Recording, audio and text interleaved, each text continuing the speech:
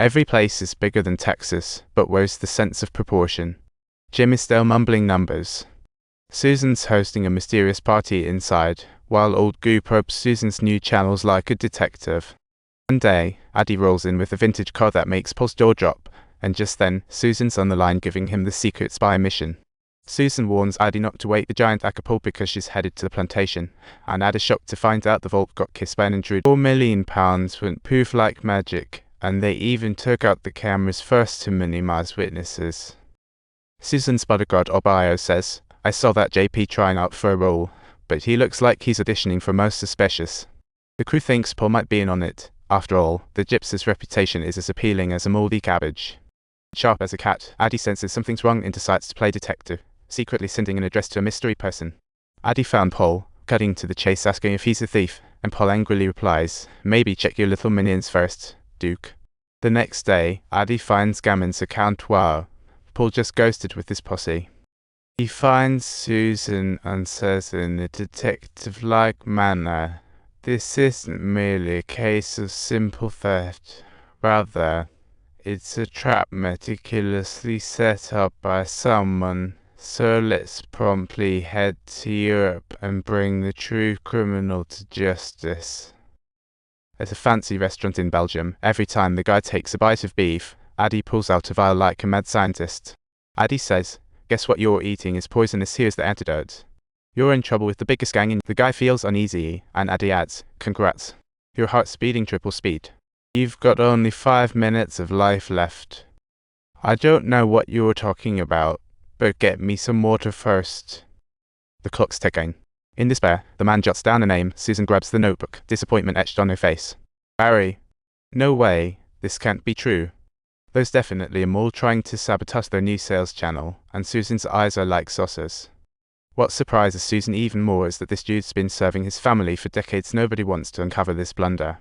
Addie strolls under the overpass where Paul's gang looks ready to rumble, and he marches straight up to Paul like it's showdown time. Addie says, "After you kill someone, you'll be the laughingstock." And Paul does not look amused. Addie's worrying about the future, so he finally decides to raise the white flag and ask to quit. Susan insists he stays in, but Addie's got that uneasy voice in his head saying, "This might not end well. Trust no one." Susan's cold-hearted determination sends chills down Addie's spine. With worries piling up, Addie's thinking, well, at least I'm not the only one having a bad day. Addie's trying to escape the gang, but they always have a new excuse to keep him around. Truth is, it's partly because his bro Fred keeps saying, "You're a superstar in our big show." Addie knows this big bro's all talk, but thinks to himself, with no steady cash flow, it's bad news bears for me.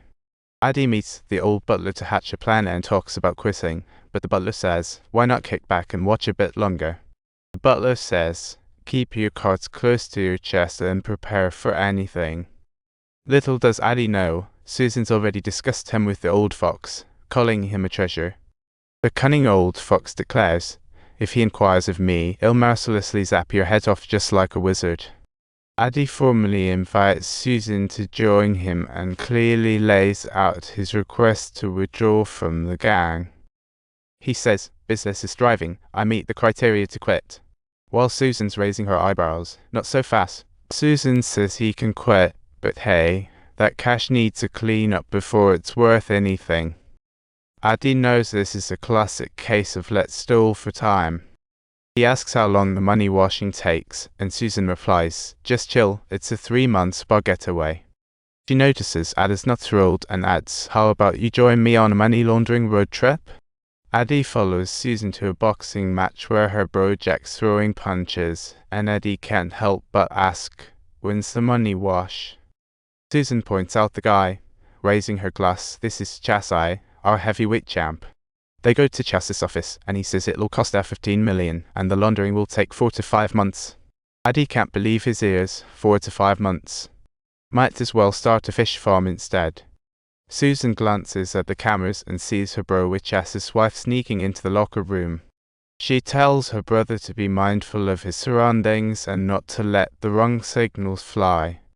But then Chasai strolls in and spots those killer heels right away. He's fuming. "How do you know who I am? Do you think I'm scared of you?" I've never seen the world. Chasai, chill out. I'm not the one who's relaxed, you chubby dude. He's about to hit the floor. You can't box with the pros. This deal's off the table, finito. No chance. Susan says, "I'll handle it," but Addie thinks classic excuse maneuver. At dinner, Addie meets Jack's manager Colin, and they hit it off like old pals. Colin's keen to recruit Addie, mentioning better money laundering avenues.